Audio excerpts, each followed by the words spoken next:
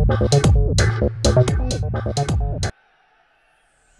में परिवर्तन का मुट्ठी भींचिए और कलकत्ता में ममता दीदी के कान तक पहुंचे ऐसे बड़े आवाज से बोलिए, भारत माता की, भारत माता की।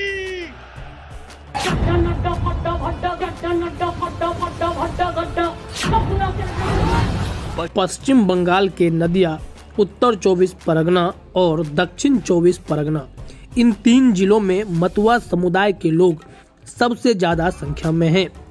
कम से कम 21 सीटें ऐसी हैं जहां पर मतुआ वोटर्स जीत और हार के बीच का फासला तय करते हैं। इन सीटों पर 2016 विधानसभा चुनाव में 48.57% वोट तृणमूल कांग्रेस को मिला था। बीजेपी सिर्फ 7.91% वोट ही जुटा पाई थी। वहीं सीपीएम और कांग्रेस गठबंधन को 38.68% वोट मिले थे। अब हम आपको बताते हैं कि किन 21 सीटों पर मतुआ समुदाय के लोगों का प्रभाव है। सबसे पहली बात, कृष्णगंज। 2016 विधानसभा चुनाव में यहां टीएमसी ने जीत हासिल की थी। लगभग 44,000 वोट की मार्जिन से सीपीएम कांग्रेस गठबंधन को टीएमसी ने हराया था। रानाघाट उत्तर पूर्वी, यहां भी टीएमसी ने जीत दर्ज की थी। रानाघाट दक्षिण, सीपीएम कांग्रेस गठबंधन ने यहां जीत दर्ज की थी। कल्याणी, लगभग 26,000 वोटों से यहां टीएमसी ने जीत दर्ज की थी।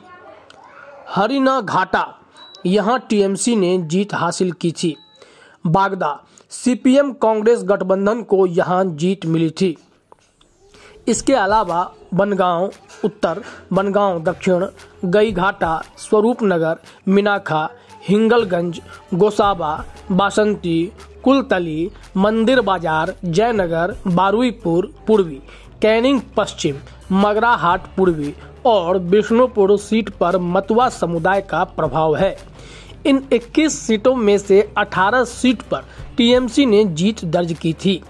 2016 विधानसभा चुनाव में 40 लाख से ज्यादा वोटरों ने इन 21 विधानसभा सीटों अपने मतों का इस्तेमाल किया था।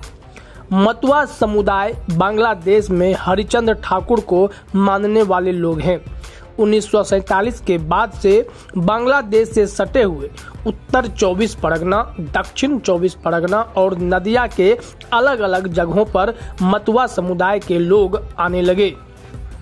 लेकिन ज्यादातर लोगों के पास न अपनी जमीन थी और न ही भारत में रहने के लिए नागरिकता थी। सीपीएम सरकार उनको रहने की इजाजत दी थी, लेकिन बहुत लोगों को इतने सालों के बाद भी जमीनों के अस्थायी पट्टे नहीं मिले। बहुतों को नागरिकता भी नहीं मिली। साल 2009 के बाद से ममता बनर्जी मतुआ समुदाय के करीब आने लगी थी।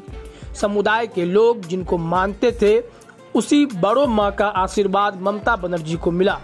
बड़ो माँ द्वारा 2010 में ममता बनर्जी को मतुआ समुदाय का मुख्य संरक्षक बनाया गया और इसके कुछ सालों के बाद वेलफेयर बोर्ड भी ममता सरकार द्वारा बनाई गई।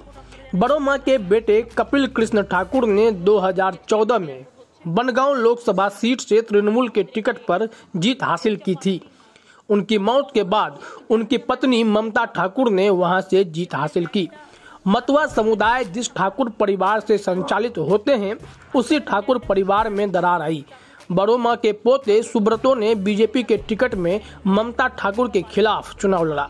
सुब्रतो के पिता मंजुल कृष्ण ठाकुर भी टीएमसी से बीजेपी में शामिल हुए। मंजुल के बेटे शांतनु ठाकुर भी बीजेपी से जुड़े। वे अभी बनगांव से सांसद हैं। बीजेपी की तरफ से सीएए की घोषणा के बाद और ये कानून बनने के बाद मतुआ समुदाय के लोगों को लगा बहुत जल्दी उनको नागरिकता मिलने वाली है। लेकिन उससे पहले से ही लोकसभा चुनाव में बहुत सारे मतुआ वोटर्स बीजेपी के करीब आने लगे और तृणमूल कांग्रेस का वोट बैंक वहां से टूटने लगा। इसलिए ममता बनर्जी अब मतुआ समुदाय के प्रभाव वाले सीटों को अहमियत दे रही हैं। 9 दिसंबर को सीएम ममता ने यहां एक रैली भी की थी। उन्होंने लोगों को ये संदेश देने की कोशिश की कि टीएमसी उनके साथ ही हैं। लेकिन यहाँ लोगों को अब नागरिकता को लेकर कोई अस्थायी समाधान चाहिए। नागरिकता कानून लागू होने से बांग्लादेश से आए शरणार्थियों को भारत की नागरिकता मिल जाएगी। बीजेपी इसलिए कह रही है कि जनवरी में ही इस कानून को लागू करने की कोशिश की जाएगी। बीजेपी के बड़े नेता भी ये आत्मविश्वास से कह रहे हैं कि विधानसभा चुनाव में मतुआ वोटर्स उन्हीं का साथ देंगे। पिछले हफ्ते मतुआ इलाके का दौरा कर चुके बंगाल बीजेपी के उपाध्यक्ष रितेश तिवारी भी यही बात कह रहे हैं। वहीं तृणमूल कांग्रेस का कहना है कि बीजेपी जितनी भी कोशिश करे इसमें वो कामयाब नहीं होगी। अब आने वाले समय में नतीजे जो भी हों, अगले 4 महीनों तक मतुआ समुदाय को लुभाने की कोशिश दोनों ही पार्टियों की तरफ से की जाएगी। जानकारों का कहना है कि 2016 में सीपीएम और कांग्रेस गठबंधन को जो 38% वोट मिली थी, उसमें से ज्यादातर वोट इस बार बीजेपी और टीएमसी में जाने की संभावना है। इन सीटों में नया समीकरण देखने को मिलेगा।